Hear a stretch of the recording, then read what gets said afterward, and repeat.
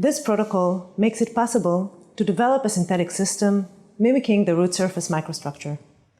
The system can be used for studying root-environment interactions in a controlled manner, with emphasis on surface structure.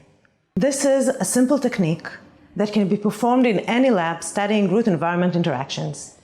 Additionally, this technique enables the formation of the surface from various materials. The most difficult step is the removal of the natural root from the negative mold. This step requires gentle handling of the root to avoid tearing the root hairs. Visual demonstration will enhance the viewer's ability to replicate this procedure.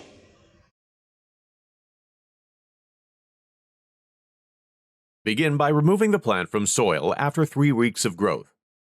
Cut the root system from the plant at the point of interaction with the stem, and put the rootless plant in a beaker with water. After a few days, cut the adventitious roots that emerge from the stem and use them for replication. To prepare seed-germinating roots, wet a filter paper inside a petri dish with water and put several M82 seeds on the paper. Incubate the dish at 25 degrees Celsius and hydrate the paper every day. Approximately 5 days later, the germinating roots will be long enough to use for replication.